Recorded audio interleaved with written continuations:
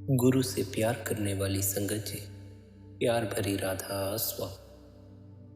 प्यारी संगत जी, सभी कामिल फकीरों ने, सभी संत महात्माओं और आपने हमें बार बार यह उपदेश दिया है कि हमें अपने असल की पहचान करनी है। ऐसा भी नहीं है कि हमें संतों ने एक बार ही यह उपदेश दिया हो।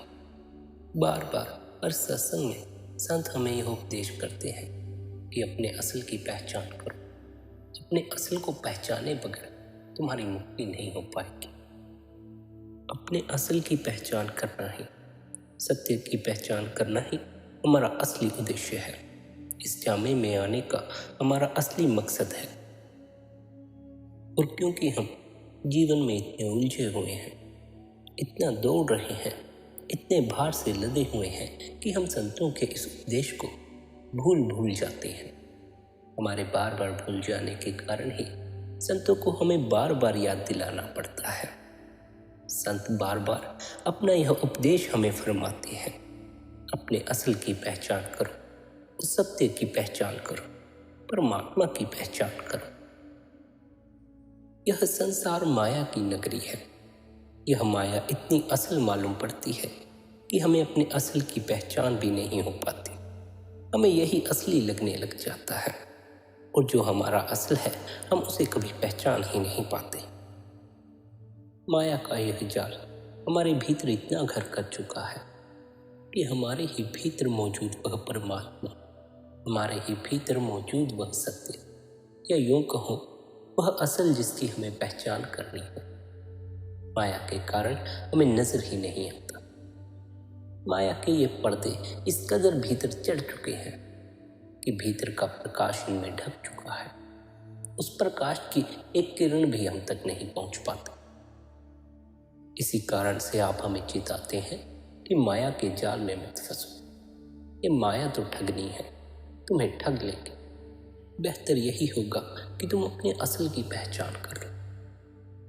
यदि तुम्हें अपने असल की पहचान हो जाए तो तुम्हारा जन्म मरण खत्म हो जाए, तुम्हारा 84 के चक्कर से छुटकारा हो जाए।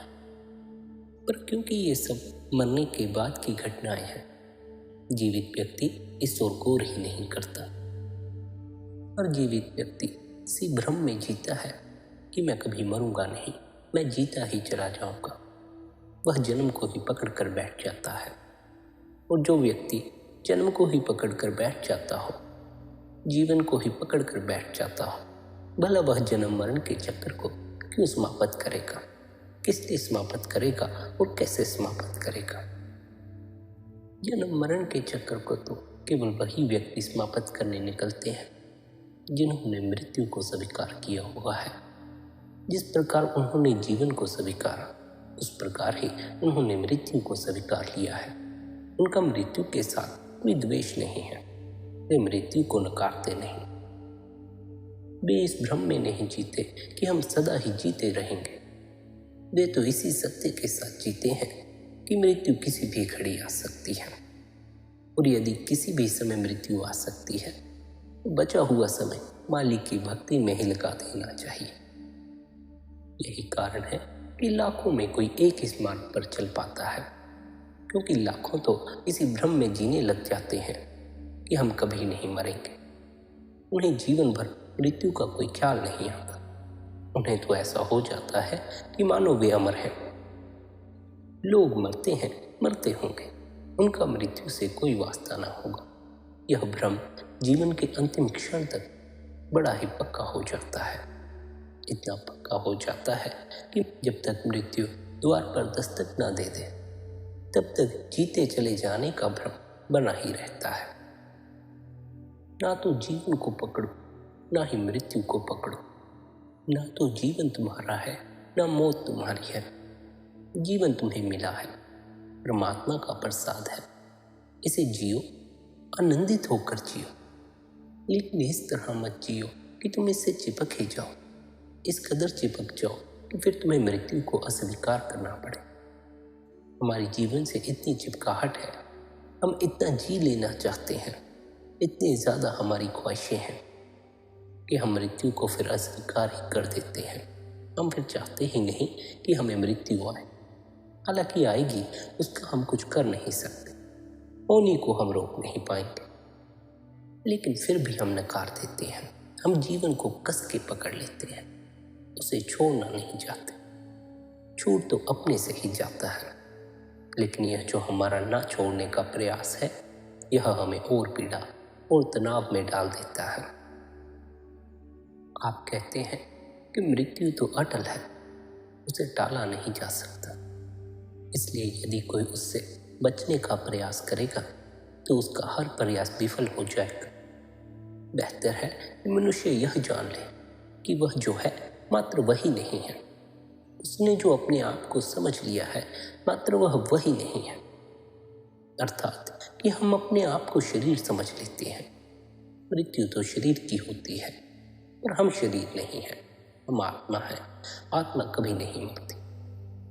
यदि हम शरीर से ही चिपके हुए हैं, केवल हमारा तादात्म्य शरीर से ही जुड़ा हुआ है, हमें अपने भीतर का कोई अनुभव नहीं, तो फिर शरीर से जुड़ा हुआ व्यक्ति भला यह कैसे जानेगा कि शरीर मरता है?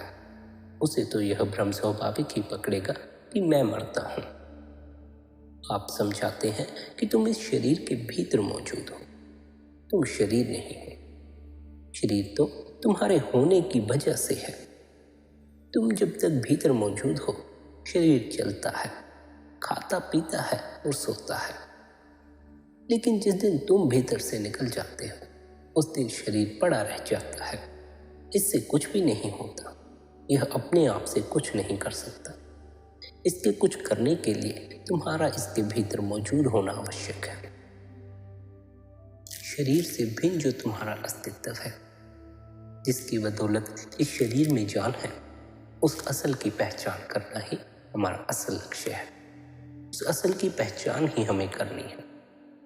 इस असल की पहचान का उपदेश ही संत महात्मा हमें बार बार देते आए हैं, और बार बार हमें यह उपदेश सुनने को मिलता भी रहेगा कि अपने असल की पहचान करो। अपने असल की पहचान की मनुष्य को इतनी आवश्यकता क्यों है? क्योंकि मनुष्य के समक्ष एक ही प्रश्न सबसे महत्वपूर्ण है। वह प्रश्न है कि मैं क्या पाऊं कि तृप्त हो जाऊं। धन मिल जाता है, तृप्ति नहीं मिलती। पद मिल जाता है, तृप्ति नहीं मिलती। यश मिल जाता है, तृप्ति नहीं मिलती। तृप्ति मिलनी तो दूर है। जैसे धन, पद और यश बढ़ता है, वैसे ही अतृप्ति भी बढ़ने लग जाती है। धन के बढ़ने से कोई सुखी हो जाता है, यह मत सोच लेना। जितना धन बढ़ता है, उतनी परेशानी भी बढ़ जाती है। जितना ऊंचा पद मिल जाता है, उतनी ही सिरदर्दी भी बढ़ जाती है। अशांति जीवन में आ जाती है। शांति का कोई नामो निशान नहीं मिलता। जैसे जैसे ढेर लगते हैं धन के, वैसे वैसे भीतर की निर्धनता प्रकट होती है।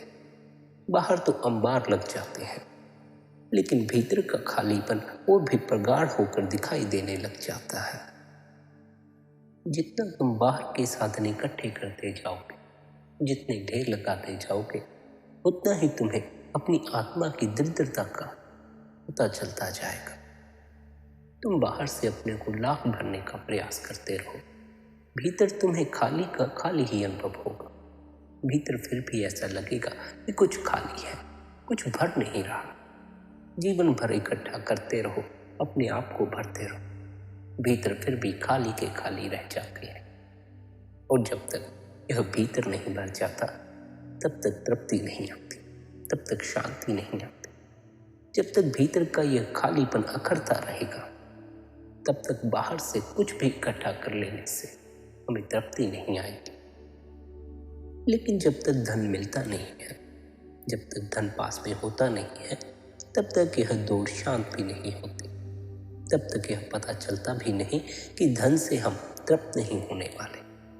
तब तक यह भ्रम बना रहता है कि धन इकट्ठा कर लेंगे तो शायद तृप्ति आ जाएगी, किसी पद के अधिकारी हो जाएंगे तो शायद तृप्ति आ जाएगी।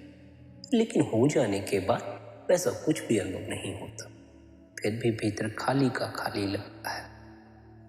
मिल जाने पर ही पता चलता है कि कुछ भी मिल जाने से भीतर का खालीपन नहीं भरता। जब तक यह मिल न जाए तब तक पता भी कैसे चले। हीरे हाथ में आते हैं तो ही पता चलता है कि न इनसे प्यास बुझती है न भूख मिटती है। हीरे हाथ में आते हैं तो ही पता चलता है कि ये भी कंकड़ के समान ही हैं, इनका भी कोई ज़्यादा मूल्य नहीं है। हाँ, बेशक हीरे तुम्हें दुनिया का सर्वश्रेष्ठ व्यक्ति बना सकते हैं, लेकिन सर्वश्रेष्ठ हो जाने से ही तुम्हारे भीतर की तृप्ति नहीं हो जाती। और भीतर की यह प्यास आत्मा की प्यास है। शारीरिक साधनों द्वारा इसे तृप्त नहीं किया जा सकता। आत्मिक प्यास को भजन बंदगी द्वारा ही बुझाया जा सकता है। भजन बंदगी द्वारा ही हमारी आत्मा की तृप्ति हो पाती है, मालिक से हमारा मिलाप हो पाता है। आत्मा की असल प्यास अपने प्रियतम, अपने कुल मालिक से मिलना है। और यह प्यास मात्र तभी पूरी होती है जब हम भजन बंदगी करते हैं, मालिक का ध्यान करते हैं। शारीरिक किसी भी साधन का तुम्हारे भीतर की इस प्यास से कोई लेना देना नहीं है। असल में हमें यह पता ही नहीं चल पाता कि यह जो हमें खालीपन सा लग रहा है, यह जो प्यास बढ़ती जा रही है, बुझने का नाम नहीं ले रही। हमें पता ही नहीं चलता कि यह प्यास भीतर की प्यास है। हम शरीर से इस कदर जुड़ चुके हैं कि हमें भीतर का कोई अनुभव नहीं रहता, भीतर का कुछ पता नहीं चलता। हमें पता ही नहीं चलता कि यह प्यास आत्मा की प्यास है। हम शरीर से इस कदर चिपक चुके हैं कि जब भीतर यह प्यास पैदा होती है, भीतर यह खालीपन अखरने लगता है, तब हम इसे भरने का प्रयास भी शरीर के द्वारा ही करते हैं। हमें लगता है हम शरीर के लिए साधन जुटा लेंगे तो हम तृप्त हो जाएंगे, लेकिन बड़े से बड़े महल में पहुंचकर भी भला कितने समय के लिए सुख रहता है, कितने समय के लिए शांति रहती है, कितने समय के लिए तृप्ति रहती है। फिर भीतर से वह प्यास उठने लग जाती है। फिर ऐसा लगने लग जाता है कि शायद अभी तुम्हें और भी बड़ा कुछ इकट्ठा करना होगा, तब कहीं जाकर तृप्ति आएगी। फिर तुम पद के अधिकारी होने निकल जाते हो, ऊंचे ओहदों पर जाके बैठ जाना चाहते हो। प्यास तो भीतर की है, लेकिन शरीर की समझ से बुझाने निकल पड़ते हो, दौड़ शुरू कर लेते हो। फिर दौड़ कभी रुकती ही नहीं है, दौड़ते ही चले जाते हो, क्योंकि शरीर कभी तृप्त नहीं होता। शरीर का तृप्ति से कोई लेना देना नहीं है। तृप्ति तो तुम्हारे भीतर का अनुभव है। इसका असल कारण यही है कि हमें यह पता ही नहीं चल पाता कि यह जो प्यास उठती है, यह प्यास है किस चीज़ की, किस केंद्र से उठी है यह प्यास। हमें कुछ पता नहीं चलता। हम शरीर से जुड़े जुड़े चलते हैं और अपने को शरीर ही समझकर चलते हैं। शारीरिक साधनों द्वारा भीतर की प्यास बुझाने का प्रयास करते हैं और फिर असफल हो जाते हैं। कोई सफलता हाथ नहीं लगती, किसी तृप्ति का कोई अनुभव नहीं होता, किसी आनंद का कोई अनुभव नहीं होता। लेकिन फिर भी हमें यह भ्रम रहता है कि शायद शारीरिक साधनों द्वारा हमारी तृप्ति हो जाएगी। किस कारण से हमें यह भ्रम पैदा होता है? भ्रम पैदा होने का कारण है हमारे आसपास मौजूद भीड़। यह जो भीड़ में मौजूद लोग हैं, सोए हुए हैं, मूर्छित हैं, नींद में ही चले जा रहे हैं। क्यों जा रहे हैं, कहाँ जा रहे हैं, किस लिए जा रहे हैं, कौन है, कुछ भी पता नहीं। लेकिन संसारिक पदार्थों की तरफ भागने वाले लोग, संसारिक पदार्थों की तरफ भागने वाली भीड़ इतनी है कि हर एक को यह भ्रम पैदा होना शुरू हो जाता है कि शायद संसार की तरफ भागकर ही हमें कुछ हासिल होगा, धन, पद और यश में ही हमें कुछ हासिल होगा। यदि हमारे पास धन होगा, किसी पद के अधिकारी होंगे, दुकान होगी, बंगला होगा, शायद तभी तृप्त होंगे। भीड़ को देखकर यह भ्रम पैदा होता है। सभी धन के लिए भागते हैं, इसलिए भ्रम पैदा होने लगता है कि शायद धन में ही तृप्ति है। भीड़ जहां जा रही है वहां लोग चले जा रहे हैं, इस आशा में कि इतने लोग इस तरफ जाते हैं, इतनी भीड़ है तो यह रास्ता ठीक ही होगा, इतने लोग जाते हैं तो ठीक ही तरफ जाते होंगे। सारा संसार शरीर से जुड़कर शारीरिक साधनों की पूर्ति में लगा हुआ है। इसलिए यह भ्रम पैदा होना स्वाभाविक ही है कि शायद शारीरिक साधनों की पूर्ति द्वारा हमें तृप्ति उपलब्ध हो जाएगी। लेकिन ख्याल रखना, जितना इकट्ठा करते जाओगे उतने अतृप्त होते जाओगे। जितना इकट्ठा करोगे उतना ही और खाली होते जाओगे। जब तक कुछ मिला नहीं होता, जब तक कुछ होता नहीं, तब तक तुम इतने अतृप्त नहीं होते। क्यों? क्योंकि तब तक तुम्हें यह भ्रम बना रहता है कि यह हासिल कर लूंगा तो तृप्ति मिल ही जाएगी। लेकिन जब हासिल कर लेते हो, पता चलता है कि इससे भी तृप्ति नहीं हुई। फिर और भी गहन अतृप्ति पैदा होती है, पीड़ा भी पैदा होती है। पीड़ा पैदा होना भी स्वाभाविक है। जिसे सोचते थे हासिल कर लेने से आनंद आ जाएगा, सुख मिल जाएगा, उसमें भी सुख नहीं मिलता। फिर व्यक्ति पीड़ित ना हो तो और क्या करे। लेकिन फिर भी लोग शरीर से इतने जुड़े हुए हैं कि दौड़े चले जाते हैं, दौड़ बढ़ती चली जाती है। कितनी आपाधापी है इस दुनिया को पा लेने के लिए, और इस पाने में सिर्फ एक बात घटती है, खुद लुट जाते हैं, हाथ कुछ भी नहीं आता। भला इस दुनिया को आज दिन तक कौन पा सका है? इसे पाने में कंकड़ पत्थर इकट्ठे हो जाते हैं, आत्मा बिक जाती है, खुद को बर्बाद कर लिया जाता है। कुछ चीजें छोड़ जाते हैं, कुछ मकान बना जाते हैं, कुछ पत्थरों पर नाम खोद जाते हैं। लेकिन उन बनाए हुए मकानों का क्या मूल्य है? तुम्हारे लिए क्या मूल्य है? जब तुम ही ना रहे तो तुम्हारे बनाए हुए मकान तुम्हारे कैसे हो सकते हैं? उनका तुम्हारे लिए क्या मूल्य है? जब तुम ही ना रहे तो तुम्हारे खुद बाए हुए नाम का क्या मूल्य है? जब तुम ही ना रहे तो तुम्हारे नाम का भी क्या मूल्य है? लेकिन इस कदर हम चिपक जाते हैं अपने नाम से, इस कदर हम चिपक जाते हैं अपने मकान से कि हमें यही सब सच लगने लग जाता है, यही सब अपना होना लगने लग जाता है। हमारा जो असल होना है उसकी हमें कोई पहचान ही नहीं रहती। इस कदर हम बाहर की तरफ दौड़ते हैं, शरीर के बाहर की यात्रा करते हैं कि हमें अपनी भीतर की यात्रा का कोई भी स्मरण नहीं रह जाता। इस कदर बाहर की यात्रा की तरफ दौड़ते हैं, इतनी दौड़ लगाते हैं, कभी धन इकट्ठा करने में, कभी कुछ इकट्ठा करने में, कभी कुछ बना लेने। बाहर के जगत में इतना दौड़ते हैं, इतनी दूर दौड़ते चले जाते हैं कि फिर इतनी दूरी से हमें अपने अंतस में ही मौजूद हमारा वह घर, हमारे अंतस में ही मौजूद परमात्मा, हमारे अंतस में ही मौजूद आनंद और तृप्ति की हमें कोई झलक नहीं मिल पाती। अपने अंतस से हम बाहर की तरफ इतनी दूर निकल आए हैं कि अब भीतर की कोई झलक नहीं, भीतर का कोई पता नहीं। बाहर की इस यात्रा से अपने को बेलाग करके हमें अपने अंतस की तरफ मुड़ना होगा। बेशक कठिनाई मालूम पड़ेगी क्योंकि इतनी दूर निकल आए हैं, अब इतनी दूरी से इतना लौट कर भी आना पड़ेगा। लेकिन यदि तुम एक दफा अपने अंतस में लौट आओ तो तुम्हारे बाहर की सारी दौड़ शांत हो जाएगी। तुम्हें फिर कहीं भागने की आवश्यकता नहीं पड़ेगी, क्योंकि जो तुम्हारी असल खोज है, जिसके कारण तुम बाहर से शारीरिक दौड़ लगाते हो, जिस तृप्ति के पीछे तुम भाग रहे हो, वह तुम्हारे अपने ही अंतस में मौजूद है। तुम्हें उसके लिए कहीं भागने की आवश्यकता नहीं, तुम्हें उसके लिए कहीं जाने की आवश्यकता नहीं। तुम्हें यह भ्रम है कि तुम्हें जिससे तृप्ति मिलेगी, जिससे आनंद मिलेगा, वह तुम्हें बाहर से खोजने पर मिलेगा, बाहर से इकट्ठा करने पर मिलेगा। लेकिन इसकी कोई आवश्यकता नहीं। वह आनंद, वह तृप्ति तुम्हारे भीतर पहले से ही मौजूद है। तुम्हें उसके लिए कुछ इकट्ठा भी नहीं करना है और तुम्हें वह कहीं से लेकर भी नहीं आती है। मात्र तुम्हें अपने अंतस की तरफ मुड़ना है, अपने भीतर की तरफ मुड़ना है, अपने शरीर के अंदर की यात्रा करनी है, ध्यान में डुबकी लगानी है, भजन बंदगी करनी है। यदि तुम अपने भीतर ठहरना सीख जाओ, अपने भीतर ठहरना शुरू कर दो, तो तुम्हें बाहर दौड़ने की कोई आवश्यकता नहीं रह जाएगी।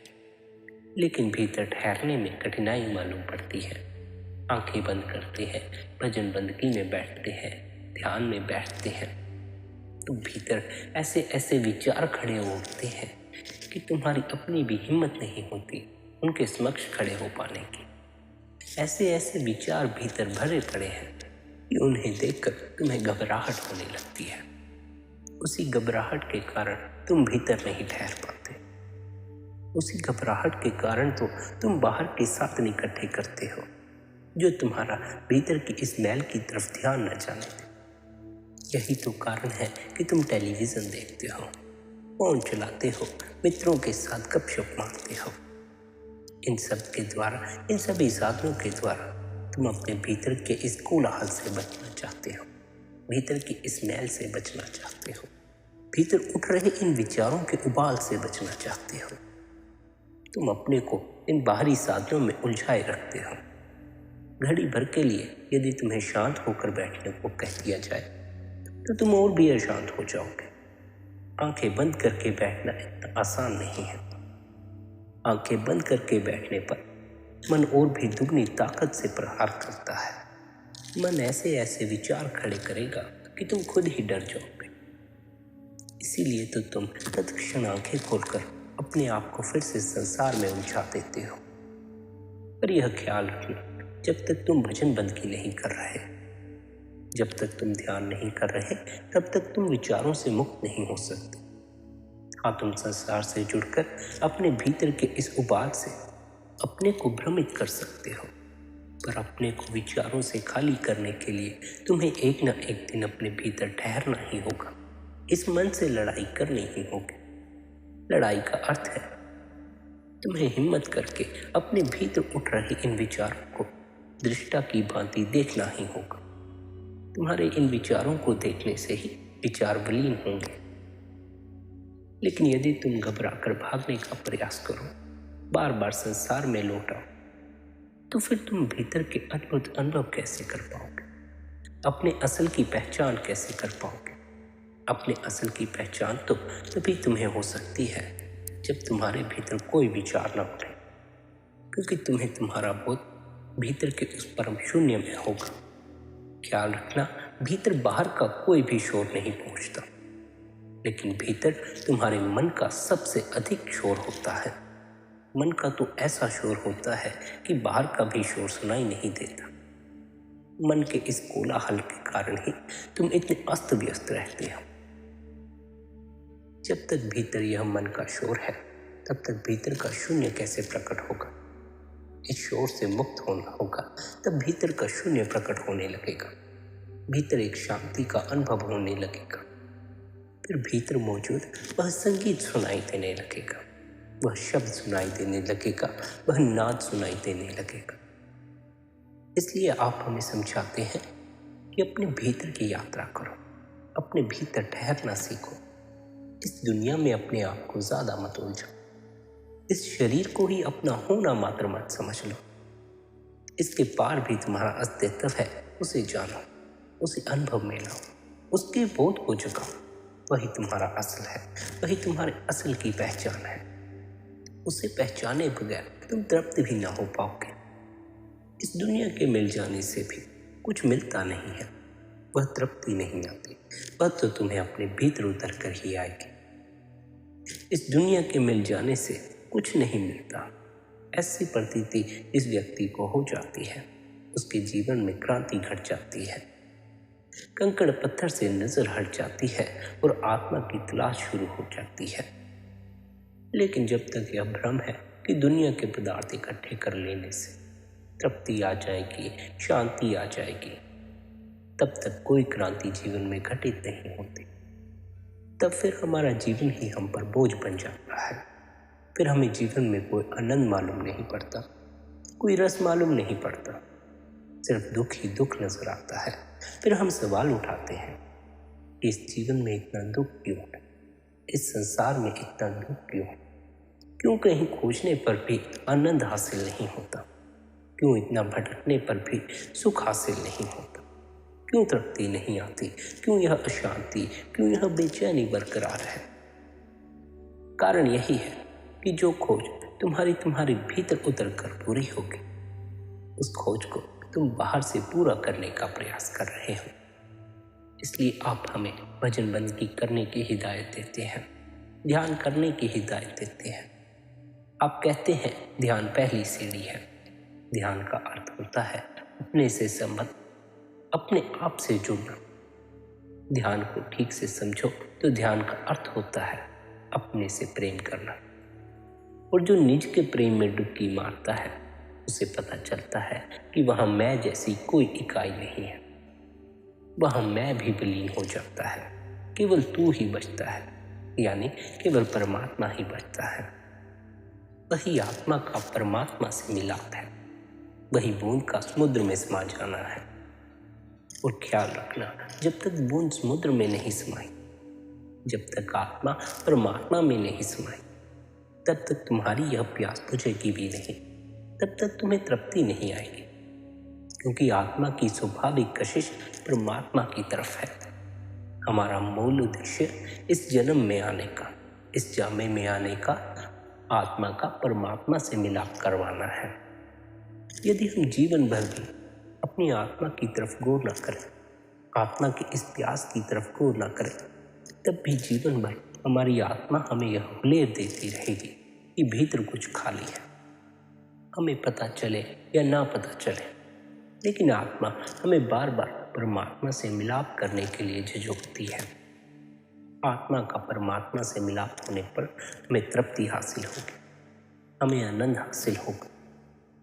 बाहरी किसी भी पदार्थ को इकट्ठा कर लेने से, बाहरी किसी भी साधन को इकट्ठा कर लेने से, बाहरी राजपाट इकट्ठा कर लेने से हमारे भीतर के इस खालीपन का कोई भ्राव नहीं होता। हमें भीतर से तृप्ति नहीं आती। तृप्त होने का एक ही मार्ग है, आनंदित होने का एक ही मार्ग है। अपने भीतर उतरना, अपने भीतर ठहरना सीखो, बाहर की दौड़ से मुक्त हो जाओ। निरंतर भजन बंदगी करो, निरंतर अभ्यास करो, निरंतर ध्यान में डुबकी लगाओ। तुम्हारी भजन बंदगी ही तुम्हें अपने अंतस में ले जा सकती है, उसके अलावा कोई मार्ग नहीं है। यदि तुम कुछ कर नहीं रहे तो फिर तुम उपेक्षा भी मत करना अपने अंतस में पहुंचने की। तुम्हारी करनी का ही तुम्हें फल मिलने वाला है। तुम निरंतर अपने अंतस में उतरने का प्रयास करना, निरंतर नियम पूर्वक भजन बंदगी करना, भजन सिमरन करना। धीरे धीरे तुम पाओगे कि तुम अपने अंतस में सरकने लगे, तुम्हें अंतस के अनुभव होने लगे, तुम्हें अपने अंतस में आत्मा का अनुभव होने लगा, तुम्हें उस प्यास का अनुभव होने लगा जिसके लिए तुम इतना भागे हो, जिसके लिए तुम बाहर से इतना दौड़े हो, बाहर से इतना कुछ इकट्ठा किया है। वह प्यास तुम्हारे भीतर मौजूद है और तुम्हारे भीतर से ही वह प्यास मिटेगी। अपने भीतर उतरो, अपने भीतर मौजूद उस असल की पहचान करो, अपने भीतर मौजूद उस परमात्मा का दीदार करो, अपने भीतर मौजूद उस परमात्मा से मिलाप करो। अपने आप को मात्र शरीर ही मत समझ लो, तुम्हारा अस्तित्व इससे भी परे है, उसके बोध को जगाओ। प्यारी संगत जी, यदि आज के इस सत्संग द्वारा आपको आपके सवालों के जवाब मिले हों, आपके आध्यात्मिक मार्ग के लिए आपको इस सत्संग से सहायता मिली हो, तो सत्संग को शेयर करें, ताकि यदि किसी और का भी कोई सवाल हो तो उन्हें भी सहायता मिल सके। राधा स्वामी जी।